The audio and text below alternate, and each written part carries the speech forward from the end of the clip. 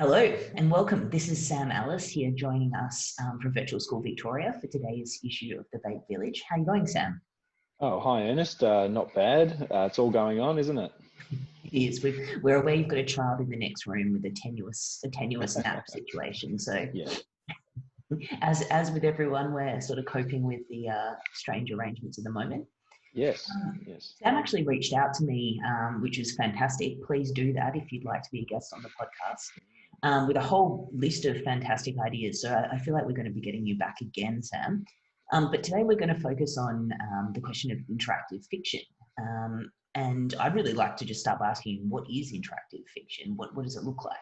Yeah. Well, everyone's actually familiar with it already because I think there'd be very few English teachers who hadn't played, or I should say played a choose your own adventure novel in the 80s, or possibly, one of those fighting fantasy novels that they're literally page turners in the sense that you have to turn to different pages. And then if you had OCD or just mild anxiety, I should say, you would end up with your fingers in 10 different spots trying to keep track of the branching story diagram. And of course, that is a little bit it's a lot like actually what happens when you're trying to write an IF, because the bigger it gets, the more there is to keep track of. But they can be very short and very effective also.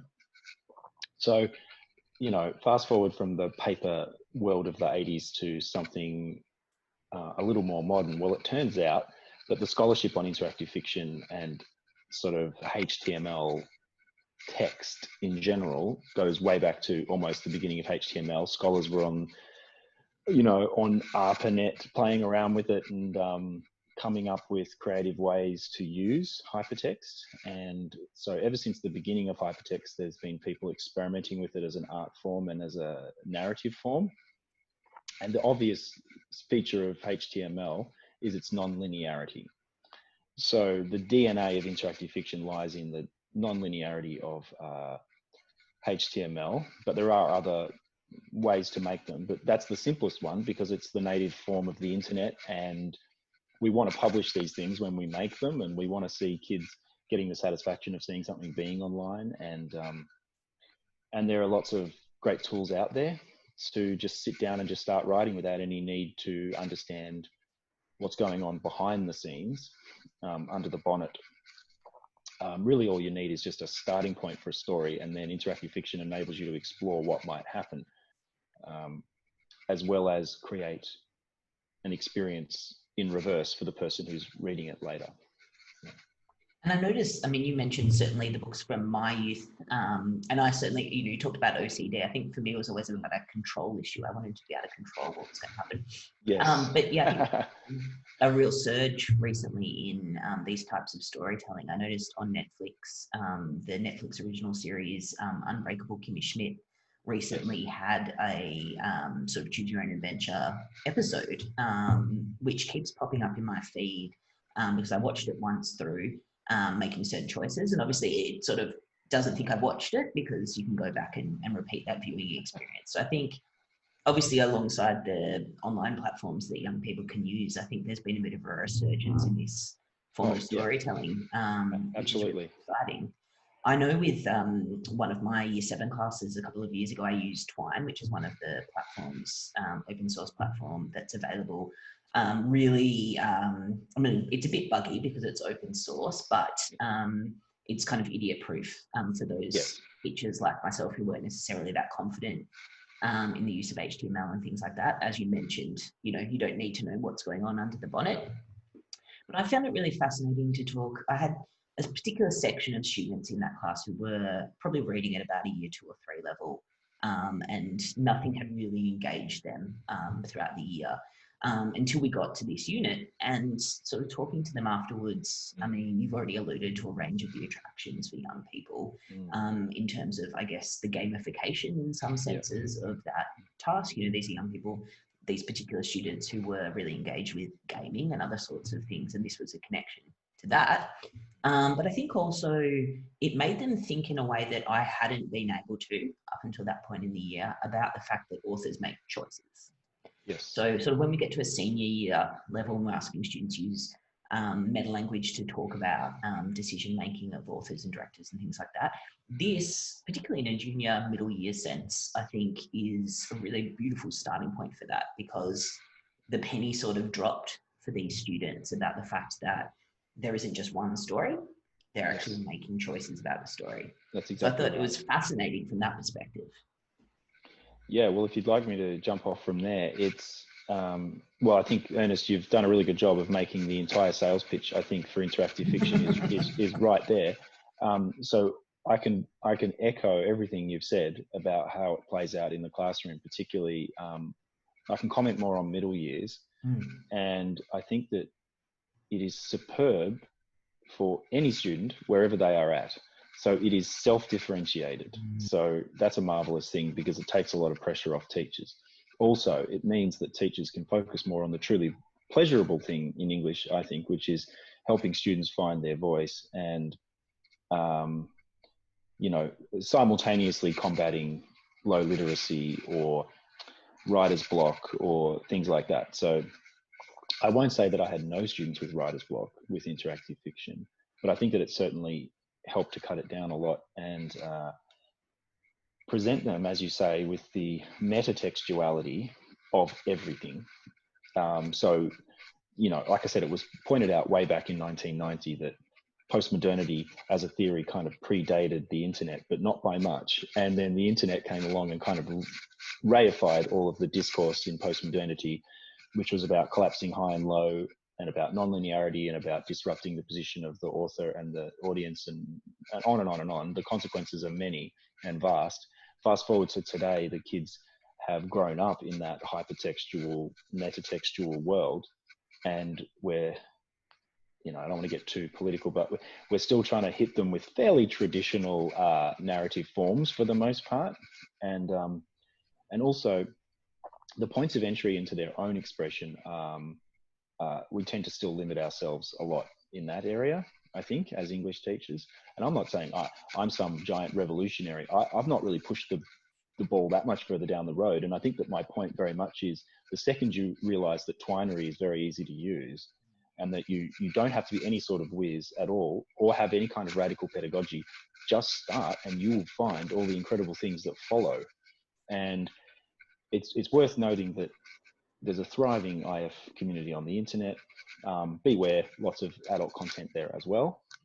The interactive fiction database has millions of items in it. And the annual interactive fiction competition has mostly family-friendly content. And that's always a good starting point. Grab a few titles from there. But it's worth noting that there is a strongly therapeutic undercurrent to IF, that a lot of people are writing their therapy in IF at all ages, old and young. And I very much saw that in what my students produced. And so for some of them, it was dealing with very personal themes. And for others, it was perhaps less personal, it was more abstracted, but they were coming to grips with something personal in the sense that this was the first time they actually felt they could write more freely. And, you know, a student with tremendous talent I'm thinking of, who really probably sets too much of an expectation for herself and will probably make a great novelist one day, but she has to get past herself first. And Twinery was a really great tool for her to do that, because she started branching the novel in, well, I said novel, I'm giving the punchline away here. What she eventually realized was that she was writing a novel, but that she had started in interactive fiction, was exploring a few different branches, and then she said, well, I actually don't really like that other branch anymore, and I just want to pursue this one now. And I actually I don't want to take this branch in several other directions. And I said, well, it sounds like you have found your novel then. So this is the start of it, and just continue from here. You can keep writing in Twine, because you may discover you do want to branch off again at a later date. But if you want to linearize this, that's okay too. Because maybe that's the creative choice that should be made here. And it's worth noting, it's not just at senior levels where that metatextual discourse needs to happen. VCAR very much stressed that in the middle years of English as well, that students need to be aware and explain the ways that authors or text creators make choices. So it's there in the lower years English as well, because it's proven. VCAR have produced a good curriculum. I think it's proven that talking about text in that way really works, and so that's why we should do it. But as you've pointed out, nothing brings across the idea of authorial choice more than interactive fiction. It really just makes it literal and metaphorical at the same time. And so that's why we're both big fans, I guess. Absolutely. And I think you spoke about the level of fun that students can have with this as well. I think picking up on one of the things that you just mentioned that I hadn't really thought about before, I think for those students who have a sort of social justice lens that they come to us with, and I think that's happening more and more in the climate in which we're living at the moment. There are ways for them to use interactive fiction to kind of puzzle out some of those bigger picture social issues as well, which I hadn't really thought explicitly about before. You also touched on, I think, one of the I guess, real conundrums that English teachers often face, which is how to get students to effectively collaborate or to peer review or peer edit work. Yes. And I think something like interactive fiction, where essentially, they can play each other's stories, really change that dynamic in the class for me, around students wanting to, rather than I have to tick this off as part of a process, but actually wanting to work. Yeah, no, I would 100% agree. And I'm looking forward to this year when we get to the interactive fiction module. I keep saying to myself, why don't I just start now instead of waiting till that moment when it comes up later in the year? In the modules we use at BSV are, they're not necessarily linear, but they are arranged in a sequence, and we could do something else, but we tend not to. And we're on a timetable the way everyone else is in a way. And it is tempting to just sort of go through it in that way. But I have already told several students this year, by the way, there's this other thing, use that in your own time, and you're going to have a lot of fun with that later. So to your point of getting them to conference and enjoy each other's work a lot more, you can occasionally interest them in each other's short stories and poetry, and I have had some success with that. But you're right. Satisfying that requirement that they talk about texts and evaluate texts and so on, that can be satisfied by them doing it on each other's texts and not just on canonical ones. And moreover, it can be a fairly immediate process. It doesn't, they can immediately begin playing each other's games, more almost in the first session, and they can start to give formative feedback early on in the writing, because to get back to that post-modernity thing, this ought to be, I think, a little bit more of a push and pull type process than the splendid authorial isolation, the world awaits the word of genius. It's like, as anyone who plays games can tell you, it's a highly contested process, and gamers are extremely vocal with game producers about what they want, and will absolutely tear them a new one if they think they've not delivered what they think is canonical. Like sort of Doctor Who fans, but even worse. And they will make it clear that the company needs to patch this game and fix it, in the following ways, and not just technical bugs. It'll often be, well, this whole thing here is misconceived. It's meant to be more like this. So in that spirit, that sort of democratic and robust spirit, the kids can play each other's games and go, well, frankly, it started off well, but it got boring and the choices weren't meaningful. And that's good feedback. And that's what you need to hear when you're making a game. Make the choices meaningful. Don't just put people on tracks to an inevitable conclusion. The choices need to have consequences. There's a whole body of work on this. Choice design. So the choices need to have impact on the way the story plays out. So don't be afraid of just putting a few in, but making them meaningful. And there needs to be some clues as to what will happen, but not too many. So it's a balance between, you know, being able to predict it too much and not being able to predict it at all. So it's all about finding that happy medium between all of these contesting qualities that the story can possess. And the best way to do that and to be successful is to play test, and then they will want to give feedback to each other, and they will want to solicit that feedback. And so that makes, you know, the whole process, as you say, much more fun and less dutiful of let's sit down and read each other's stories now. And the great thing about IF and, you know, twinery is that when you start out with a short story, let's just say we've all had this moment where, oh God, this is really long and I have to read all of this. And the students feel that way too. But with IF, that's all hidden. And you don't know on the front screen how deep this thing goes. And sometimes they promise to go very deep and then they don't. And sometimes they look rather shallow, but then they take you places. And so IF is all about concealment and surprise, among other things. And so I think it's a more motivating text to read because you're not assessing how much you've still got to go because you don't know.